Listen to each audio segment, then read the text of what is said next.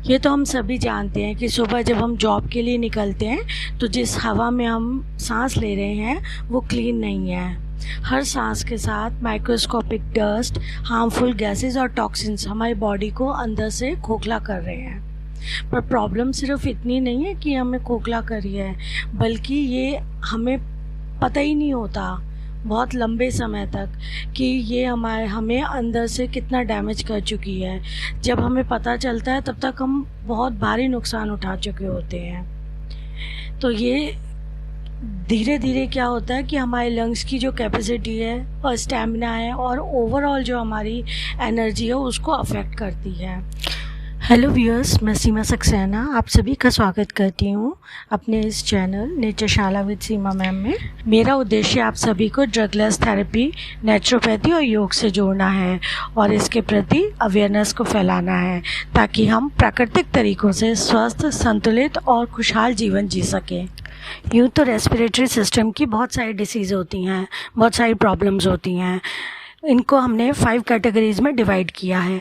Number 1 होती है common problems, जैसे नंबर 1 अस्थमा, सांस फूलना या सीटी जैसी आवाज़ आना। नंबर 2 है ब्रोंकाइटिस, इसमें खांसी, बलगम वगैरह बनती है, चेस्ट जो है वो डिस्कम्फर्ट हो जाता है। थर्ड होती है निमोनिया, फेफड़ों में इन्फेक्शन होता है, इसमें बुखार और सांस लेने में दिक्कत होती है। नेक्स्ट होती है क्रोनिक ऑब्स्ट्रक्टिव पल्मोनरी डिसीज़ यानी COPD, धीरे धीरे सांस लेने की क्षमता कम होना। सेकंड होती है इन्फेक्शन बेस्ड प्रॉब्लम्स, जैसे कॉमन कोल्ड, जैसे नाक बहना, हल्की खांसी वगैरह। नेक्स्ट है इन्फ्लुएंजा यानी फ्लू, जिसमें तेज़ बुखार होता है, बॉडी में पेन होता है, कफ या टीबी बनती है, लंबे समय तक लंबी खांसी होती है, वज़न कम होता है इसमें। नेक्स्ट है कोविड-19 यानी सांस की समस्या, बुखार, स्मेल, टेस्ट लॉस वगैरह। नेक्स्ट है allergy and pollution related problems, जिसमें होता है एक तो एलर्जिक राइनाइटिस, जिसमें छींक, नाक बंद या वाटरी आइज होना। नेक्स्ट है साइनसाइटिस, जिसमें सिरदर्द, नाक बंद, फेशियल प्रेशर होता है। नेक्स्ट है क्रॉनिक कंडीशन, जिसमें एक तो लंग कैंसर आता है, जिसमें परसिस्टेंट कफ यानी कि लगातार खांसी होना, खून आना। इसके अलावा पल्मोनरी फाइब्रोसिस यानी फेफड़ों में स्टिफनेस, सांस का फूलना। नेक्स्ट है स्लीप एपनिया यानी सोते समय सांस का रुकना। लास्ट है हाइपरवेंटिलेशन यानी बहुत तेज सांस लेना।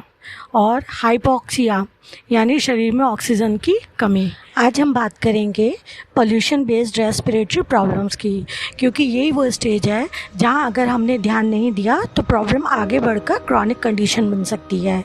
जब हम पोल्यूटेड हवा में सांस लेते हैं तो उसमें मौजूद माइक्रोस्कोपिक जो पार्टिकल्स होते हैं वो सीधे हमारे लंग्स के अंदर जाकर आल्वियोली यानी कि एयर सैक्स में जमा हो जाते हैं। ये पार्टिकल्स हमारे लंग्स की नेचुरल क्लीनिंग सिस्टम को स्लो कर देते हैं, जिससे ब्रीदिंग डिफ़िकल्टी होती है, कफ और इरिटेशन होती है और धीरे धीरे जो लंग्स कैपेसिटी है वो कम होने लगती है। बॉडी इसको फ़ौरन अटैक समझती है और इन्फ्लेमेशन जो है वो शुरू कर देती है। इससे 3 चीज़ें होती हैं। एक तो एयरवेज सूज जाती है यानी कि ब्रीदिंग डिफ़िकल्टी, सांस लेने में दिक्कत होती है। दूसरा म्यूकस यानी बलगम बढ़ जाता है, जिससे ब्लॉकेज बनती है। थर्ड ऑक्सीजन एक्सचेंज कम हो जाता है, जिससे बॉडी को कम ऑक्सीजन मिलती है।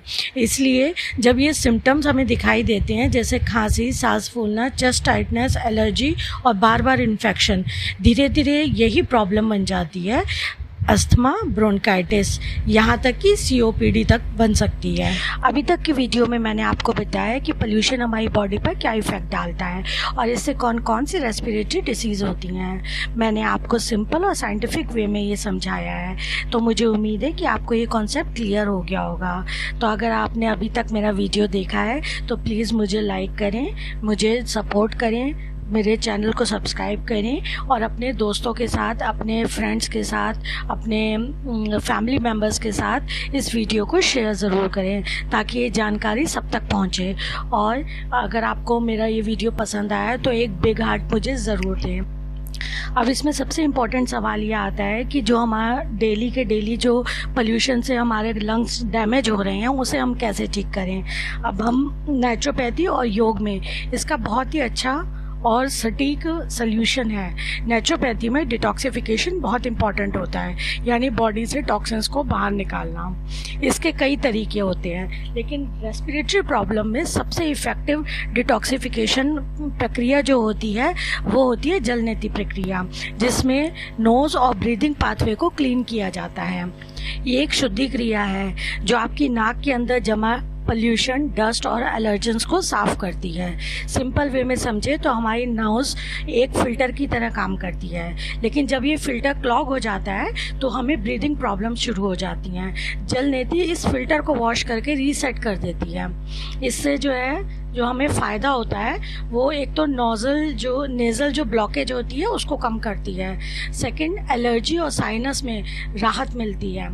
थर्ड, ब्रीदिंग स्मूथ होती है और लंग्स तक क्लीन एयर पहुंचती है। जलनेति करते समय कुछ इम्पॉर्टेंट बातें हैं जिनका ध्यान रखना बहुत ज़रूरी होता है। जलनेति में जो पानी इस्तेमाल किया जाता है वो बिल्कुल साफ़ और फिल्टर्ड पानी होना चाहिए। बिल्कुल हल्का सा भी गंदा या अनट्रीटेड पानी यूज़ नहीं होना चाहिए, क्योंकि इससे इन्फेक्शन का रिस्क बढ़ जाता है। इसके साथ साथ उस पानी में लगभग 1/4 टीस्पून नमक मिलाया जाता है।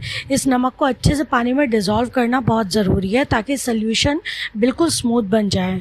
पानी का टेम्परेचर भी इम्पॉर्टेंट होता है, ना ज़्यादा गर्म ना ठंडा, हल्का गुनगुना पानी इससे बेस्ट होता है। पानी कितना गर्म होना चाहिए उसके लिए उसको चेक करने का तरीका है कि पानी को थोड़ा सा जो हथेली का जो बैक साइड होता है हाथ का उस पर थोड़ा सा डाल के देखिए। अगर उसको डालने पर वो कंफर्टेबल है, मतलब आपको लग रहा है कि ये ज़्यादा गर्म नहीं है, तो आप उस पानी को यूज़ कर सकते हैं नाक में डालने के लिए। जब पानी का टेम्परेचर सही होता है और साल्ट बैलेंस में होता है तभी वो नोज़ के अंदर इरिटेशन किए बिना सॉफ्टली क्लीनिंग करता है और कंजेशन को कम करता है। जलनेति करने के बाद सबसे इम्पॉर्टेंट स्टेप होता है नाक के अंदर का बचा हुआ पानी को पूरी तरीके से बाहर निकालना। तो इसके लिए हम खड़े होके वो बॉडी का जो अपर पोर्शन है उसको हल्का सा टिल्ट किया जाता है, सर को हल्का सा झुकाया जाता है और कमर पे हाथ रख के अपने खड़े होके कपालभाति की जाती है 100 टाइम्स। इसमें 100 स्ट्रोक्स मारे जाते हैं कपालभाति के, पूरे अच्छे से काउंट करके 100 स्ट्रोक्स मारे जाते हैं। उसके बाद आपका जो नेज़ल जो पैसेज है वो काफ़ी हद तक क्लीन हो जाता है। फिर भी जो थोड़ा बहुत बचा होता है, फिर एक नॉस्ट्रल को बंद करके 50 टाइम्स दूसरी नॉस्ट्रल से जो है कपालभाति की जाती है। तो तब इससे क्या है कि आपका पैसेज पूरी तरीके से क्लीन हो जाता है। उसके बाद बादाम का जो तेल होता है उसका एक ड्रॉप जो है वो नाक में डाला जाता है।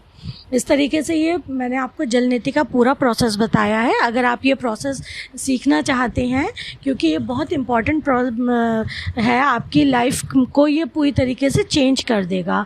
क्योंकि अगर आप ये प्रोसेस करना सीख जाते हैं तो कभी भी लाइफ में आपको रेस्पिरेटरी डिसीज़ नहीं होगी। ये मैं 100% श्योर कह रही हूँ। मेरा 10 साल का एक्सपीरियंस है, मैंने बहुत सारे अपने पेशेंट्स को ये जलनेति कराई है और उस एक्सपीरियंस के बाद मैं ये बात कह रही हूँ आपको। इससे पूरी तरीके से आपका जो नेज़ल पैसेज है वो क्लियर हो जाता है, क्लीन हो जाता है और बिल्कुल खुल जाता है पूरी तरीके से। तो अगर आप इस सर्विस को इसको सीखना चाहते हैं तो अपने नज़दीक के किसी भी नेचुरोपैथी सेंटर में या किसी भी जो क्वालिफाइड सर्टिफाइड योगा इंस्ट्रक्टर है आप उससे भी ये अपने घर पे सीख सकते हैं। और इसके अलावा अगर आप मेरे से सीखना चाहते हैं तो हम होम सर्विस देते हैं। आप मुझे कमेंट में जलनेति लिखिए तो मैं आपसे कांटेक्ट करके आपको घर पे आके हम सिखाते हैं। आप इसको ज़रूर सीखिए, ये आपके लिए बहुत बेनिफिशियल होगा पूरी लाइफ के लिए। तो मैं उम्मीद करती हूँ कि आपको मेरा ये वीडियो पसंद आया होगा। प्लीज़ मुझे सब्सक्राइब ज़रूर करें, मेरे को सपोर्ट करें ताकि मैं नेचुरोपैथी और योग को एक ज़्यादातर से ज़्यादा लोगों तक ये अवेयरनेस पहुँचे। Thank you so much. अगर मेरा एक वीडियो आपको पसंद आया तो मुझे प्लीज़ सपोर्ट करके मुझे सब्सक्राइब ज़रूर करें। नेक्स्ट वीडियो में एक नई प्रॉब्लम के साथ हम फिर से हाजिर होते हैं। Bye bye.